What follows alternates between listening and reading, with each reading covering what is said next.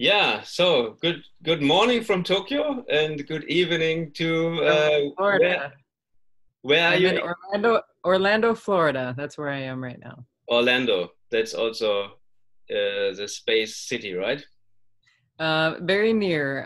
We're, right in the center of Florida, but, this is the major city that's closest to Kennedy Space Center and to the Space Coast.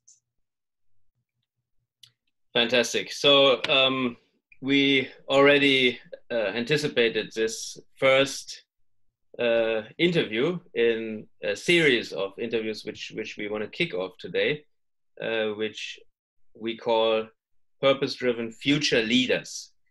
Mhm. And first of all, to build a future, of course, we have to know a little bit about the history. So, um, without further ado, I would like to ask you to briefly introduce yourself and your experiences with music in the first place, then with entertainment and media, and finally with astronauts and your passion for space. That's Sure. already quite a task to talk about, I think. So Yeah. very happy Okay. to have you here, Christina. And Thank you very much. yeah, we are very thrilled to hear about your history. Sure. So I am Christina Korp. Interestingly, I grew up in South Dakota. For international people, a lot of times they're not quite sure where that is. And I always say, if you know where Mount Rushmore is, which is our president's heads that are carved on the mountain, which is very famous of our George Washington and Abraham Lincoln, that is where I grew up as one of 10 children in a very musical family. I was in a family band growing up and singing with my family. That's how we supported our family. And then I moved to Los Angeles when I was 22 to become a rock star. And I had a lot of success in music. I got signed to Warner Brothers. I made some records. I sang with Ringo Starr. I toured all over the world singing backgrounds. And honestly, I thought I was going to be a rock star. That was my goal. And then eventually, I had to get a real job again when the advance money ran out and I did not become a star. And I started working for an American celebrity named John Tesh, which I'm not sure if internationally people know who he is, but he was on Entertainment Tonight for a long time. And he took me under his wing and taught me how to run his record label and production company and radio show, syndicated radio show. And then I produced a couple of concert TV specials for PBS here in America. And I loved that job. I was working every day, though. I was running the company Monday to Friday, and then I was in the band singing with him and his band and touring every weekend.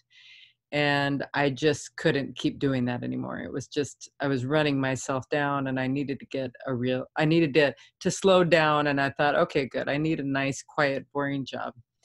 So I answered an ad in the Hollywood Reporter magazine in LA and for Buzz Aldrin, Apollo 11 astronaut Buzz Aldrin. And the funny thing is that he was 77 years old at the time. I thought this is a perfect, calming down. I had been going for so many years. Little did I know, as one other astronaut I met explained to me, I thought I would do that job for a couple of years and then move on. It turned into a decade-long job managing Buzz's speaking engagements, appearances, media, PR, and then running his education foundation. So over 12 years with the Aldrin family. And it was the last thing I ever thought I would be doing in a billion years. I thought I would always work in entertainment. But I think my entertainment background was actually really beneficial because I don't think that space people are very good at articulating and talking about the ways that space benefits the world. And so I really kind of helped Buzz become really famous again. Obviously, he's an icon, but he hadn't been in the public eye. And so in the 10 years that I was managing him, he was doing a lot more mainstream things. And of course, I got to know all of the Apollo astronauts really, really well. And I always loved space and sci-fi and all of that, but I didn't know very much about it. And now a lot of people would consider me an authority on Apollo 11, at least. I probably know Buzz Aldrin's experience of that almost better than anybody at this point. But at any rate, I believe in the space industry and what it's doing for the world, and I think it gets a bad rap for being a wasteful industry. And when you and I met in Davos, you know, part of why I was asked to come there was because people wanted me to talk about space education, space inspiration. And, you know, I became the fly on the wall of the life of the Apollo astronauts, seeing how much this inspired people all over the world, how the moon landing gave people hope and made them believe that impossible things were possible. And so that alone to me was really valuable because it's created the game changers of today, like Jeff Bezos and Elon Musk and Richard Branson and people like that. But more than anything, what also opened my eyes to space was how much it's also benefiting the world. So, and I'll just say a couple of things and then we can talk about that, which is, you know, a lot of times people say, I don't know what space has to do with my life. And I always say to people, do you have a cell phone? Because if you have a cell phone, there are satellites in orbit right now that are allowing you to communicate at a split-second moment to anyone in the world. Allowing us to communicate as well. Yep, Right it's the same technology. That's just one kind of just everyday practical, you know, example of it. But more than anything, you know, people think of space as wasteful. And I'm not saying that there aren't aspects of it that are, but that being said, the satellites in orbit are also what are allowing us to monitor climate change. That's why we know about climate change, is because of how we've been able to monitor the Earth through the satellites that are in orbit that NASA has up there to study the Earth and how it's changing, working in concert with NOAA. And, you know, right now in America, there's a lot of crazy stuff going on. There's horrible wildfires in California and in Oregon. And so seeing that from space is also helping them to plan how to handle it on a grand scale. And then just everything else that we're seeing with the polar ice caps and all of that is being monitored by NASA. And so people, I think, often forget about what NASA does for the world. And so I think that maybe me being an entertainment person who fell into this, I kind of look at myself as a connector of the dots somehow, of hoping to try to, you know, get people in the mainstream world to understand the value of how to use those tools that we already have and make better use of them to try to solve the SDGs. So, and then that's how we met, was because I really thought, okay, this is an opportunity for me to speak to a community of people who are trying to solve some of the world's problems. And I truly feel that space research, development, and technology could be the best avenue to try to do that. I know that was very long-winded, so I apologize. Yeah, there are many very interesting aspects in what you said, and indeed, the reason that we are speaking right now is that we met in Davos, and that especially me, I was also very inspired by what you were talking about and what space education can do to us, also trigger dreams in children. And when I recently talked to somebody about the moon landing, which happened in November 1969, right? So it's July 20th, 1969 was July. Okay, July. 50 years ago. So Buzz Aldrin is still alive. He's 90 years old now. Yep. And at that time, he must have been something like 39 or 40. He was 39. So, yep, exactly. 39, yeah. And since such a long time, basically, I mean, there were other missions, and the USSR, the Russian Soviet Union, and China also had missions which landed on the moon, but America was first. And then almost 50 years after that, nothing happened. So one question is, why actually nothing anymore happened to go to the moon? A lot happened actually, but we didn't go to the moon anymore. It was very, very expensive to do. And we actually went to the moon 6 more times after Apollo 11. And that's something that's interesting to me, because as an American too, I never knew until I worked for Buzz that there was more than Buzz Aldrin and Neil Armstrong.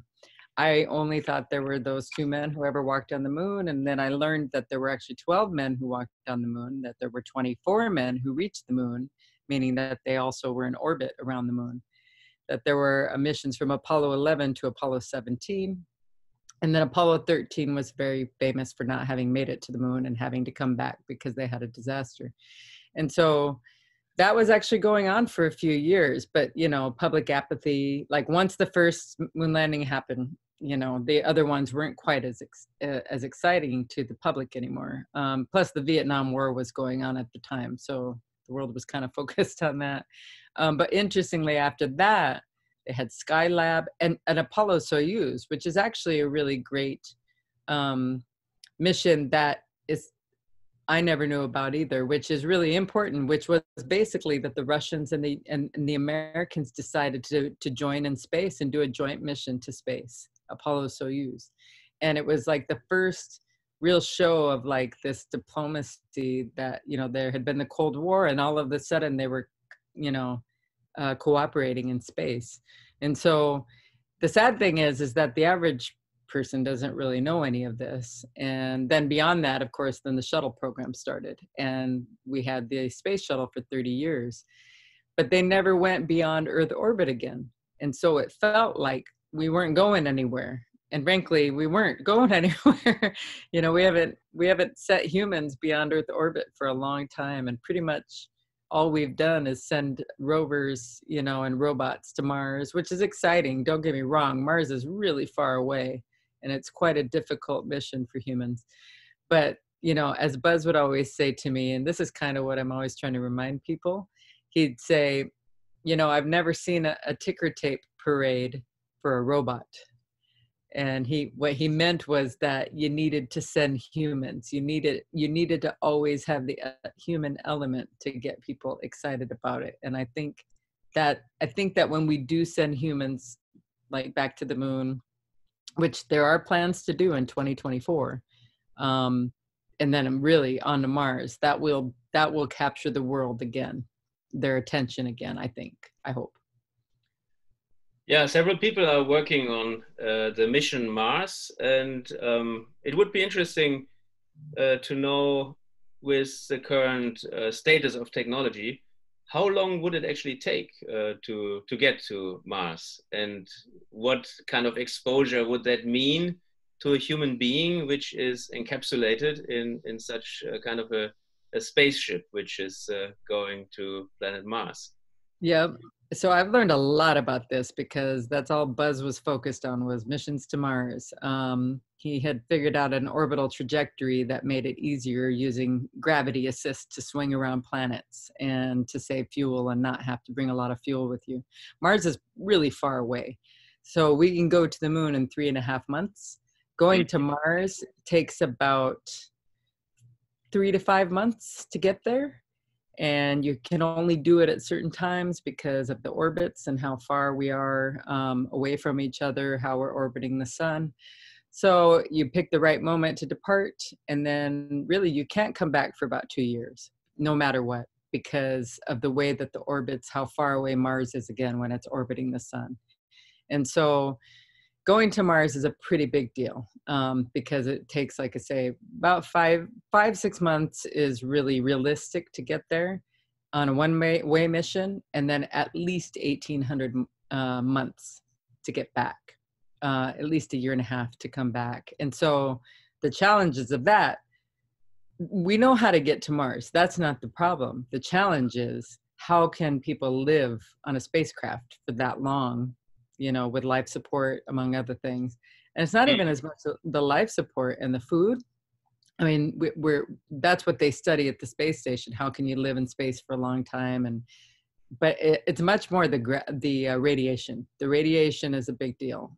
How do you shield them from radiation once you get further out beyond the moon for a long duration space flight? So to be honest, besides the launching people, that's the biggest risk. You have to make sure that you have a plan for them to survive. You know, that's kind of almost the biggest challenge. And in Buzz's view, they shouldn't come back. He was always saying they shouldn't come back, and that people would always be really scandalized by that. But he was just saying, you know, you're expending that much money, that many resources. It takes that long to get there. You should stay for a while at least, so that you can learn how to live on another planet and really learn what that means. But you know, so it's a pretty heavy duty ask of any person. But I have to tell you, I used to get emails constantly from people who said, I'm ready to go, put me on that mission, I'm ready to risk my life and go live the rest of my life on Mars. So there are people who are willing to do it. It's just a matter of when we're ready. And I have to tell you, we met with Elon Musk about 7 years ago, and he was telling Buzz that he thought he could get people there in 10 to 12 years. So that was 7 years ago. And Buzz told him he was crazy. And at that point, he said, well, look what I've done in 10 years. And then now that I've seen how much he's done in the past 7, at the time, I kind of doubted him too. But now I'm kind of like, I don't know. Maybe not exactly in the time frame that he's saying. But, you know, one thing that he's got is the boldness and the risk taking that NASA and a lot of other organizations just don't have, you know. He's got that spirit of Apollo that I think that they had back then, willing to take the risk. Yeah, that's really fascinating. And 2017, I actually attended an event here in Tokyo, Innovative City Forum it's called. And it invites also many interesting future leaders. And one topic was actually the construction of this Mars space or base station. And I already connected you to Melody. She's an American Israeli architect, and she was also collaborating with a Japanese architect. And from their point of view, in their presentation, they said that NASA was at that time aiming for the first mission to Mars in 2035. But from what you said right now, and I also remember this Hollywood movie, I think was it Matt Damon or? Yes, The Martian. Yeah. Yeah. Yes. So that was also really fascinating, and things start with stories and ideas in the minds of people, and then I mean, there are a lot of obstacles, and especially in our current economic system, we have to justify. We have to create a so-called ROI, return on investment, and we constantly need to look at project plans and so on. But one big question is: would it be much different if we had limitless resources and amounts of money to realize this mission, and could it actually work much faster?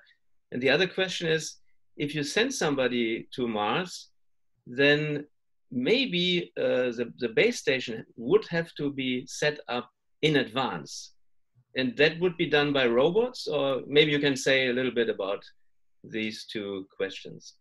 Well, first of all, going back to The Martian real quick, if you watch The Martian, the spacecraft that they use within that, where it swings around Mars and it comes back to Earth, and then they use it to swing around and go back, that is based on Buzz Aldrin's cycler concept of using gravity assist.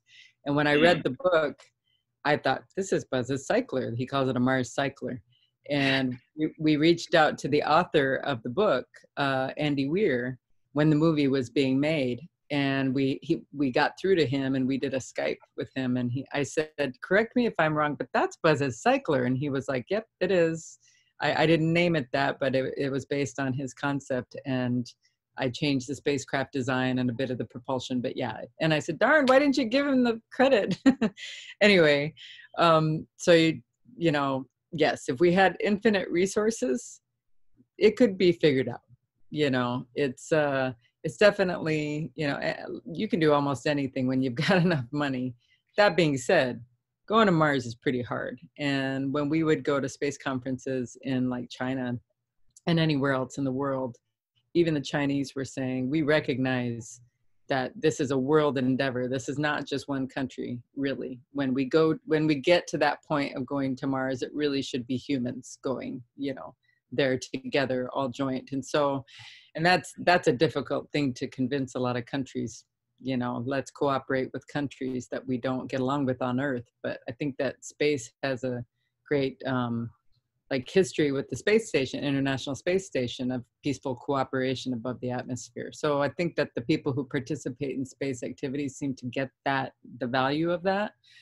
All of that being said, so pre-landing space habitats or life support systems or whatever on Mars before people get there, that is also, again, one of Buzz's ideas that he came up with about 12 years ago. He was saying, when he was saying people should stay there, and everybody's like freaking out, but he was saying, no, but you should you should send the the habitats and all the elements that you need to live with there and connect them all robotically, make sure they work before we send humans there and send them down to the planet, so that that you can live, so that you already have things. Part of his plan was that you would send astronauts to Phobos, which is one of the moons orbiting Mars, and then those astronauts would come home. His reasoning behind that was because it's much easier to lift off of a tiny moon orbiting Mars to send people home and send different teams. And then when you're really, really ready to send people down to the surface, then they stay there forever. And a lot of people were like, but you send them all the way there and they don't get to be the first step on Mars, So Buzz was always thinking very logically about this would be the best way if we want to have a long-term presence on Mars. I think that it's probably the best way to go. I think that it's hard to convince people to go that route unless you have some really, really solid plan about how to do that. And one of the challenges is if you send all of that stuff ahead of time, and you land it on the surface of Mars, how do you ensure that you can actually get these things to join together and lock and get the plumbing and the life support in the air, robotically? There's a lot of testing that has to go into that with uneven terrain and not knowing where they're going to land. So I think there's those challenges still have to be dealt with. But I think it's an exciting, time to be a part of trying to create that. You talked about return on investment. That's the difficult part. Who do you get? Who do you get to see decades of return on investment, or before you see that? And probably the only person who could handle that is Jeff Bezos at this point. Yeah, I personally think that we need to shift the paradigm, and we need to get rid of some of these concepts in order to actually achieve these kind of moonshot ideas or Mars shot ideas, we could say. And you mentioned several aspects. One aspect is space can unite people on the planet, so that it has a potential that let's have an outward focus and let's look into doing something together. Let's collaborate and let's make it happen. And if this would be decided, and if more people on an international scale would collaborate, it would also be an example for a successful international collaboration. And the other aspect, which you say that the difficulties, the challenges which need to be overcome, and to construct such kind of base station or city even on the Mars, on planet Mars, then this could be a fantastic model case for the smart cities of the future. We could also be living in here on our planet. So what happens, or what is made possible by scientists who deal with these extreme challenges could be reversed to our life here on the planet. And that's another person I wanted to introduce to you, and maybe you have heard about him, David Goldsmith. He has this Moonshot project. So he he is strongly believing that these endeavors into space can actually circle back to be of service for solving a lot of challenges which we have on our planet. So maybe that could beautifully circle us to an outlook, your personal outlook into the future, and how you envision. I mean, the United Nations have formulated these sustainable development goals, and they have set the year 2030 as a kind of intermediary goal. So let's talk a little bit about the next 5 and the next 10 years. What will happen, and how do you see? Is it a positive image of the future, or do you see any factors which could trigger a good development? And what should we all do, and how can a single human being take responsibility?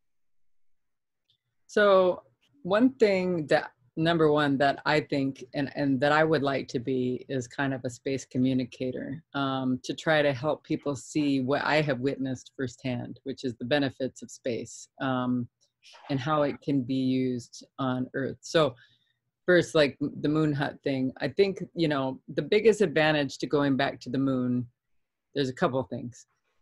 It'll teach us how to live further out in space for long periods of time. You know, I'm talking about landing things on uneven terrain. We can try to test it there first. We can try to test a base there first, and it's not that far away, and it's easy to get there. I mean, at least the Americans know how to get there, and so we do it together as, you know, humans on the same planet.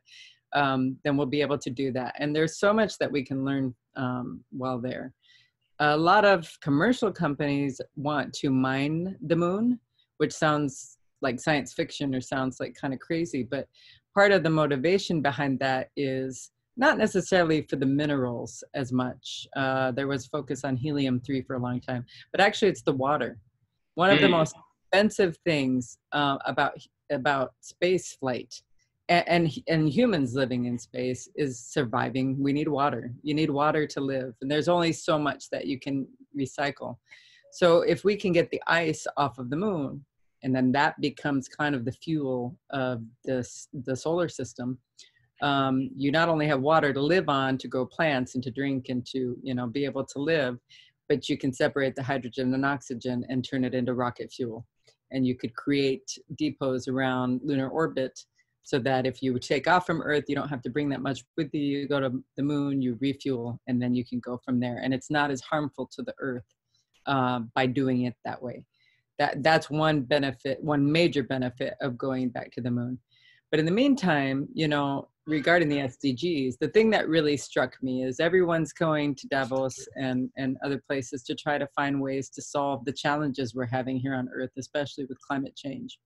And it occurred to me that, and I know that NASA already knows this, but I don't think the general public thinks of this. There are 6 humans in orbit all the time around the Earth, all the time. And it's an international crew of interchanging 13 nations. Usually there's a couple of Americans, there's Russians there, there's often Japanese there, usually a European space agency astronaut from one of the multiple nations. So there's that international aspect of cooperation that's always in play there, number one. But what they're learning while they're there is they're trying to learn how to grow food in space. And think about it, everything they do is recycled. So recycled air, recycled water, you know, they're always finding ways to reuse things, and then also trying to learn how to live with very little water and learn how to grow food with very little water. And those things, to me, are some of the most valuable things that we can learn to use that back on Earth. Obviously, if you can learn how to grow food with almost no water, you can replicate that in places that, like in Africa, or places that are very difficult to farm. Actually, when we went to Israel about 4 or 5 years ago on a trip, there was a space conference in Tel Aviv, but we went out into the desert. And while we were there, we actually met some scientists just at a gas station who recognized Buzz. And they were saying that they were there basically utilizing some of the space technologies to try to grow food and try to do things in the desert by using space technologies. Because obviously living in space is the harshest environment you could ever think of. You have nothing else. You have to bring everything with you. But if you can use what you learn from that on Earth, then that, I think, is one of the most valuable things that we can take from it. And then, of course, like I was saying, the satellites in orbit and the things that we're monitoring, climate change. I think if more commercial and more mainstream companies start looking at it as a very valuable pre-existing infrastructure that they could take advantage of and start using more, I think that we could get closer to the SDGs. When I was there, I think that it's a lot of wonderful people who are trying to help solve things, but I don't feel like people have a lot of solutions. And so to me, it would be wonderful to start bringing some of the experts who work in the space world and maybe start trying to showcase how those can be used. Because people, like I said, we use space applications all the time. We're using it right now, like with this video conferencing, we use it with our cell phones. We don't even think about it, but when you're wearing certain clothing, dry fit clothing, that came from the space program to make it lighter. And also, so when they exercise, they don't sweat and lose too much water. They don't sweat as much. It's lighter weight, it's easier to launch into space, and then we use it to run so we don't feel so sweaty now, right? That's one thing. And there are many other things like that, that we don't think about, that had space, air filters, water filters, they came from the space program. And so people we just take it for granted. It just becomes something that, I think smart commercial companies take advantage of and they use it for commercial applications. But I think if the countries or the organizations who go to Davos start looking at how they can really start focusing on what's already being developed and then try to use it to help solve things, I think we could get there quicker. So I think there's a lot of possibilities. I don't feel like anybody has a real solution yet. Maybe you know something I don't. Maybe you do know. But, I'd say of all the crazy space guys, it's probably Elon. He's already got electric cars that are very successful. He's figured out how to use solar technology to have people's roofs be made of solar panels to power homes. So as crazy as he is, I think he's also a crazy genius, Yeah. So when is the last time you met him personally? Well, I saw him speak. So Buzz and I went to meet with him in his office, which actually is a cubicle, by the way. It's a giant cubicle. And it was an odd meeting. It was a couple of crazy geniuses across from each other, and both of them having their own ideas about what they thought was the best way to go to Mars, and neither one was budging. So that was, like I said, 6 or 7 years ago, but I've seen him speak a few times since then. And to be honest, since then, he was actually more humble. Okay. When we met with him, he was a bit more cocky, and he seems to be a little bit more, like he'll say now, I was a bit optimistic with something. But look at what he's done now in the past few years. It's kind of incredible with the reusable rockets. I mean, it's a game changer to be able to reuse a rocket. Think about how we used to just throw rockets away, like launch a rocket and it would fall, the rest of the rocket would fall back to Earth and never use it again. Crazy. So he's revolutionized that already. What I'm wondering about, you said there is all this wonderful experiences and knowledge which is generated from going to space, and you also said that international people are constantly in orbit, so there is already an international cooperation. And what I'm wondering about is how this knowledge and this expertise is actually being transferred to private businesses, and what kind of initiatives exist which proactively proliferate the distribution of these ideas to apply those to the challenges which we have. And maybe you can say something about this. Yeah, so one very little known fact is that when NASA does research and development, and once they have basically perfected or at least, learned how to do something, it becomes public domain to the world. This is not like some big, thing that most people know. I think that a lot of companies learn it as they decide to try to, like if they're curious about something.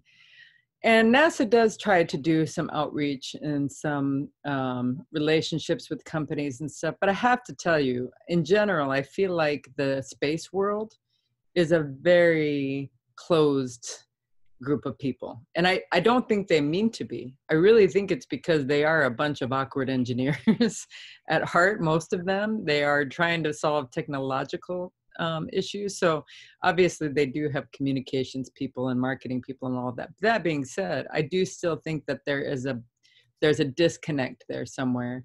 And even the companies like Lockheed and Boeing and, they are developing lunar landers and they're creating all of these amazing things. And they were saying to me, as I was working for the Aldrin Foundation, they were saying, we do not have the next generation workforce. We are struggling to get young people to come and work for us. And I said, yeah, but nobody knows what you're doing.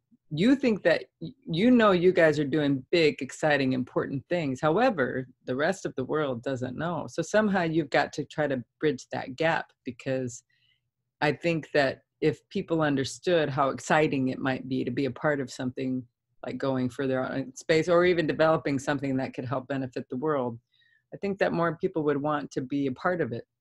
But I don't know that there's a good enough communication there between the general public and what space is doing. I mean, young people right now, I think if they think, oh, what's an exciting job to do? Go work in Silicon Valley, go work for Google, go work for those kinds of companies. I don't think that their automatic thought is, I'm going to go work for Lockheed Martin, and somehow, hopefully, and I mean, and again, I would like in some way to try to help figure out how to get people excited about space, because I just think, it's something that we do naturally as kids, looking up at everyone does anyway, look up at the moon, when it's a full moon, or look up at the stars, and it's kind of how we dream, and kids do it naturally. So trying to keep that going, that's partially what the idea was behind the Aldrin Foundation when we started Share Space with Buzz. He said, how are we going to keep the inspiration going? How am I going to keep this going? I'm an old man, I'm going to die, and these Mars missions are not going to happen while I'm still alive. And I said, with the kids are how your best shot at keeping them interested, keeping them knowledgeable about what your vision is, or ways that we can do it. Now, granted, that's a very long-term view, but I do think it's still a valid view of the inspiration of having kids, be excited about space. But I think we can't wait that long. I think you got to get people now, in the mainstream. And so I was trying this crazy, insane COVID year that we've all been in.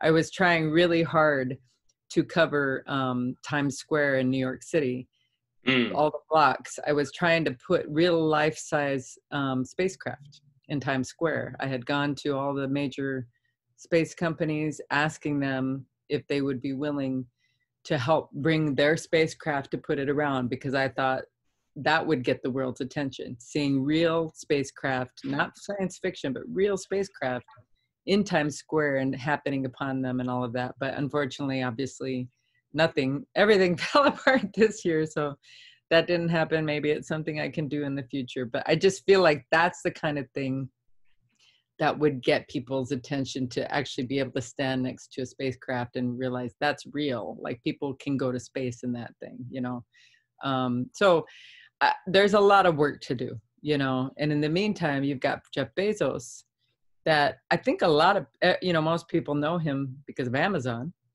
and they don't realize that he's he calls it, we gave him an award at our gala a few years ago, and our Space Innovation Award, because he owns Blue Origin. which is his own rocket company. He's trying to do suborbital flights. But beyond that, he's also building a rocket engine to go to the moon. And when he did a Q&A at our gala, he said, I'm trying to use my Amazon lottery to make human space flight more affordable for the world. And to him, that's his contribution, trying to make space travel something that isn't so expensive that only major governments can do it. So he's quietly working on that at his ranch, primarily in Texas. He owns a huge ranch and he's got his own launch pads out there. And he's got the comfort of being able to do it kind of quietly because he doesn't have shareholders. You know, he doesn't need the press attention or any of that. He's just trying to, as he says, quietly, ferociously, but you know, slowly trying to get it right. So when he's ready to go, then I think it'll be exciting, you know, when he's actually able to start getting things launching for real. He's got a joint venture right now, Blue Origin does, with Lockheed and Northrop Grumman to build a lunar lander to land on the moon. And again, I only know this because I'm mixed up in the space world and I've seen these things, you know, and if I didn't go to these space conferences and know all these people, I wouldn't know these things. So, you know, I somehow trying to get this information to not be such a closed knit group of space people would be a good thing. I'm still trying to figure out how to make that happen, you know, to make it accessible to people. It's very fascinating. And coming back to the aspect of this collaboration and this kind of gap which exists because there are a bunch of crazy scientists and they are not so capable of communicating well and connecting their knowledge to the private sector. So I think there is a lot of interesting and fascinating work to be done. And at least from my point of view, the purpose-driven innovation ecosystem, the idea is to co-create a better tomorrow by finding these impactful and sustainable innovations and scale these to international markets. So apply existing knowledge to and develop solutions actually. So if there can be a link, what different organizations, also non-profit organizations, can do to actually bridge this kind of gap, then I think we can benefit both areas. We can further accelerate the interest in space exploration, and at the same time, what comes out of space exploration can be retransferred to our challenges which we have here. So in this short time speaking with you, I already learned very much, and I'm very thrilled to go further and explore how the PDIE and your organization. Maybe you can say a little bit about. You have a company called Purpose Entertainment. So what you are actually doing and what your short, mid, and long-term goals are actually. So, sure.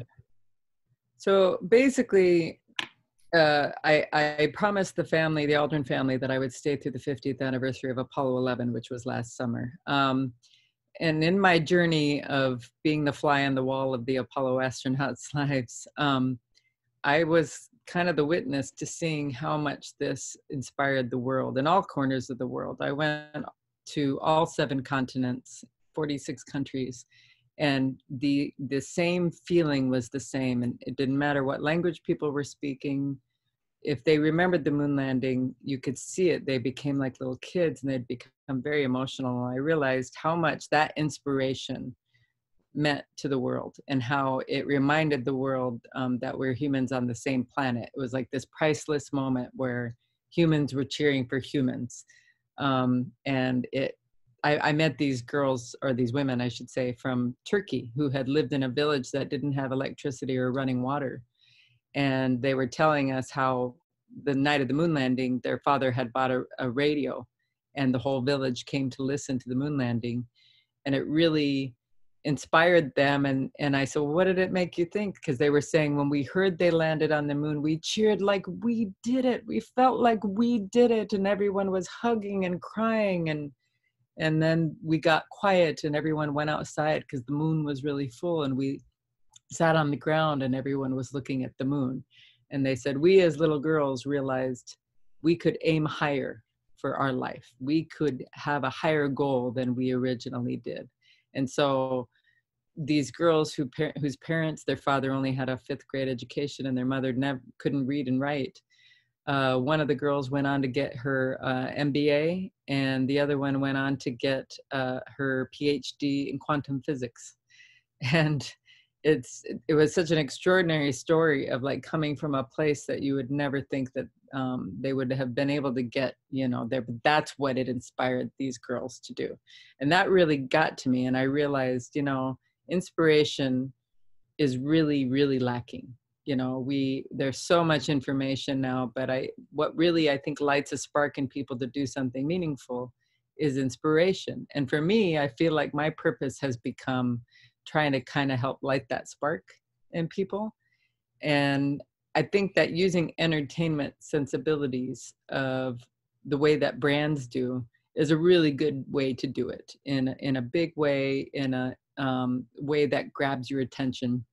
And so I'd already made a decision that I wanted to do space for a better world. I wanted to do something that tied to showing how space can make our world a better world. And then in the midst of talking to a lot of the female pioneers of the space world last year, I was reminded that the 100th anniversary of our women's right to vote was this year in 2020. And so that got to me too, as a woman who many times, it's a very common story now, but being the only woman in the room at many, many meetings. and also, especially in space, and also being discounted a lot of times as not being, someone who had value or added value, and basically really working 10 times harder than most men to get to where I was. And so I was really inspired by these women who were the first when there really were no other women around. And it got me thinking about women's right to vote and how important that is for society. Obviously for us as women, just directly impacting our lives, but really in general with society, having women who are half the population of the earth, having a say in how the laws are written, or, what decisions are made to benefit the people. And it's kind of crazy that women wouldn't be included in the conversation, and that it wasn't for a long time. And so 100 years ago, women in America had the right to vote. There are several countries who did it before we did, and there are several countries who did it after. But, thinking about COVID too, there were a lot of countries that were led by female leaders who have fared a lot better than some of the countries led by men. And, I think that they're adding the value of what women can bring, I think, in just our general sensible and maybe just a different way of approaching things, I think is a good thing. So that's why I decided to kind of step away from space for this particular year and focus on the women's vote, because I'm a woman, and because I think it's meaningful to remind people that we shouldn't take that right for granted, number one. And then when it comes to space, we still have a long way to go too, for there to be equality in space industry, space jobs, astronauts, all of that. We have a long way to go before women are at the same level as men. So I still think it matters in any industry. And I don't really think of any of it as being separate. I think they're just different aspects. So I probably will start going back more towards space initiatives again, but I really wanted to be a part of this 100th anniversary as a woman in America who understands, the value of being a woman at the table of the decisions that are being made. So my long-term plan is hopefully to do things that help not only inspire Americans, but in a global way, and maybe to hopefully highlight contributions that space makes to the world, and also that women in other parts of the world make to their local communities. So there's a lot to be done. It's a pretty big, ambitious endeavor, but if you don't try, you never know if you can do it, right? That's the most important thing, that we never give up, and we actually get this inspiration, and then with this inspiration we develop our bold visions, and we don't, I mean, that's also something which you just beautifully explained with the Turkish girls or ladies when they were very young, that they experienced this moon landing, and then it really had an impact on their further upbringing. And you said one was a quantum physicist, and the other one I Got her MBA. They live in San Francisco now, and one of them's trying to run for Congress. Wow. I mean, it's kind of amazing, and I was inspired by their stories because, you know, I came from a very humble background. I'm one of 10 children.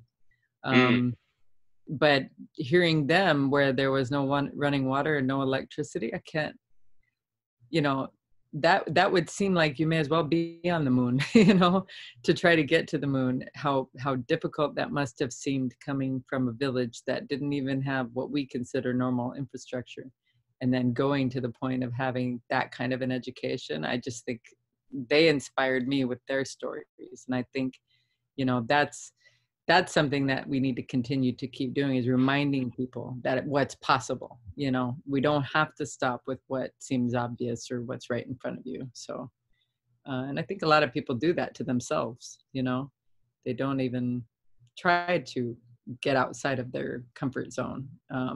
It's scary, but it's also, I think, much more rewarding too when you do it.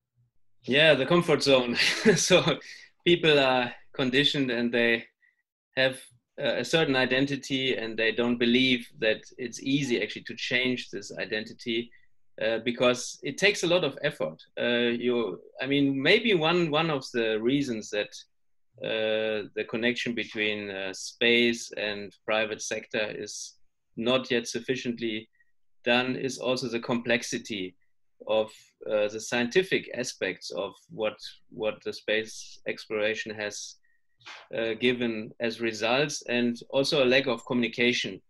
If we can put together these things in a more compact and more easy to digest format, and we would be able to bring it over in impactful messages. Like you also mentioned that entertainment could play a very important role for that.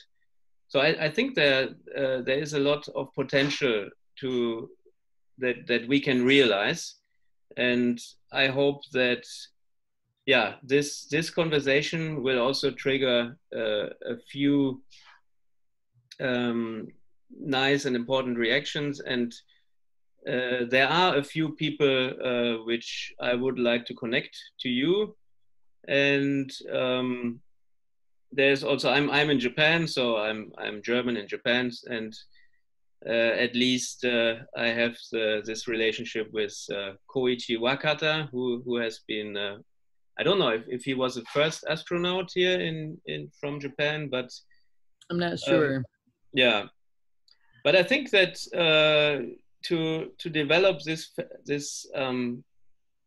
fascination for space, and have it really trigger this enthusiasm, that this can be a fantastic tool to mobilize the movement, and go. So I think there's so much potential, and I'm willing to talk to anybody about it, because chances are there is much I don't know about, like you say, the private sector, or even the people who are trying to solve the SDGs, especially. You know, I think if there's more opportunities to have more conversations about it, I really want to do more of that. I think that a lot of people who have the financial means, who invest in space, do so because they look at it as a cool, futuristic, long-term you know, kind of investment, or else they're excited about it and they're kind of space geeks at heart. But I think it has to be more than just those people, you know, more people who understand the benefits that they can reap from being associated with the space technologies and the space development. I think there's a lot that could still happen that's not happening. So I would love to somehow be a facilitator of that. You know, I think there's so much potential there for the future. Space is the future. It just is. So, but hopefully we can use it to solve the challenges on Earth too. Fantastic. I think that was a very good closing remark. And thanks very much for being with us here today. I mean, from the point of view of Japan, it's actually yesterday. You are yesterday, I'm today in my time. Yeah. And yeah, so let's continue. I'm gonna have a glass of wine now. I don't know if you can see it. No, you can't see it. That's a great idea. There's always a reason to celebrate. Great. So thank you very much. And I will just end this recording. So.